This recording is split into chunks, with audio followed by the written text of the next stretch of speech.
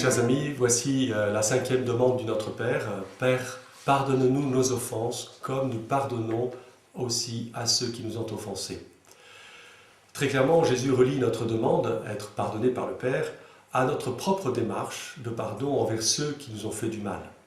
Les deux sont liés. Mais d'abord, prenons conscience de ce que représente la demande d'être pardonné par le Père.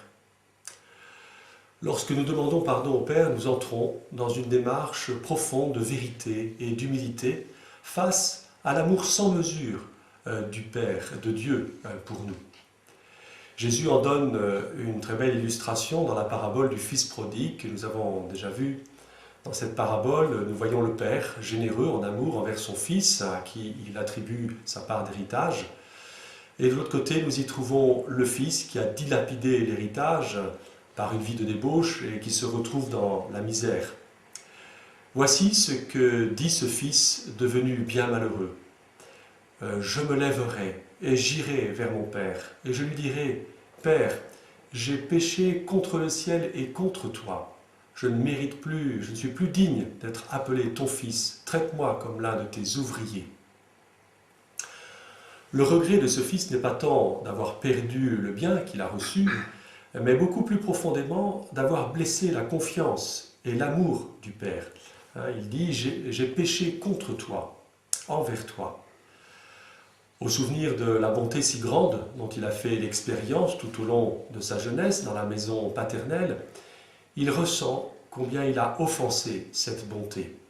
Il réalise que le véritable trésor qu'il a reçu n'était pas tant les biens matériels dont il a profité que la tendresse infinie du Père, un Père qui l'a élevé dans le respect et la liberté.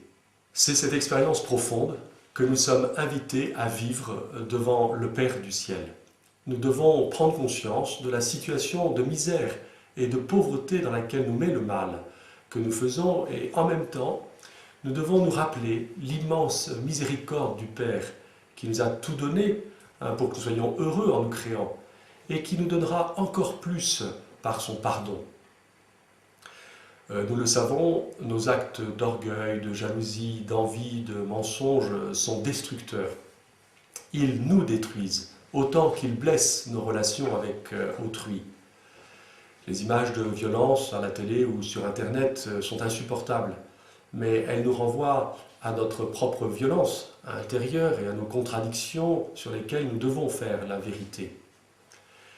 Et en même temps, c'est le rappel de la bonté infinie du Père qui nous permet de réaliser que telle n'est pas notre vocation et qu'un avenir meilleur nous sera toujours offert.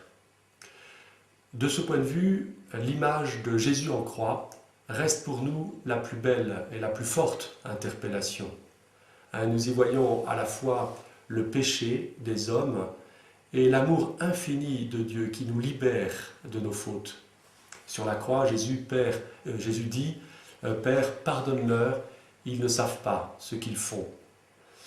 Un de mes amis s'écriait, en voyant cette image terrifiante du Christ crucifié, « Je ne voudrais plus commettre de péché ». Devant la croix, particulièrement, nous pouvons être amenés à dire plus profondément « Père, pardonne-nous nos offenses ». Mais, nous l'avons entendu, Jésus fait le lien entre notre demande de pardon et le pardon que nous sommes invités à accorder à nos frères. Père, pardonne-nous nos offenses comme nous pardonnons à ceux qui nous ont offensés. Nous donner le pardon entre nous les hommes demande beaucoup de patience et d'efforts. Parfois même cela nous paraît hors de nos forces. Les trahisons de la part d'amis particulièrement laissent toujours de profondes cicatrices. Comment pardonner dans de telles situations? Peut-être est-ce là que nous avons le plus besoin de la grâce de Dieu, de l'aide de Jésus-Christ pour avancer sur le chemin du pardon. Un des plus beaux exemples de pardon que je l'ai trouvé dans le récit de Mahiti Jirtaner, cette jeune femme chrétienne promise à un brillant avenir de pianiste, mais dont la carrière fut brisée par les tortures que pratiquait un médecin nazi alors qu'elle était internée à Bordeaux suite à des actes de résistance. Maïti était portée par sa foi. Dans la prison, elle remontait le moral de ses co-détenus. Plusieurs années après ces faits, dans son cœur, elle croyait avoir pardonné à ce médecin. Mais lorsque, 40 ans après, elle reçoit un appel téléphonique de lui, demandant une rencontre, elle vacille. Il veut la voir parce qu'il est proche de la mort. Il veut connaître le secret de cette jeune femme qui priait et louait Dieu dans sa cellule. Et il veut se libérer de son lourd passé. Maïti hésite. Elle finit par accepter le rendez-vous. Elle commence la rencontre par remettre l'ancien nazi devant son passé. Et lui, de son côté, demande à parler du Christ, de la foi, du pardon. Peu à peu, il se libère et au bout d'un certain temps, il supplie Maïti de lui pardonner. Alors, Maïti le prend dans ses bras et l'embrasse. De retour chez lui, avant de mourir, cet homme révèle à sa famille son passé et à elle aussi, à cette famille, il demande pardon. Il connaît une profonde libération. Vous voyez quel cheminement, quel trésor que celui du pardon qui libère.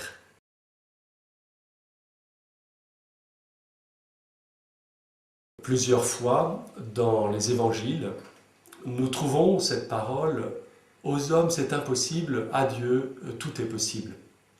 Sûrement est-il bon de se souvenir de cette parole à propos du pardon. Sûrement faut-il demander l'aide du Père pour pardonner comme il pardonne. Oui, il est bon de fréquenter Jésus dans la prière et dans les sacrements, particulièrement le sacrement du pardon, de nous entraîner à accomplir les actes d'amour très simples dans notre quotidien, de demander la force de l'Esprit Saint pour franchir l'étape difficile et délicate du pardon. Père, pardonne-nous nos offenses comme nous pardonnons aussi à ceux qui nous ont offensés. Qu'est-ce que m'inspire la réalité du Christ en croix et sa parole d'amour en croix? Pardonne-leur, ils ne savent pas ce qu'ils font. À quelle démarche de pardon suis-je appelé? Bonne semaine.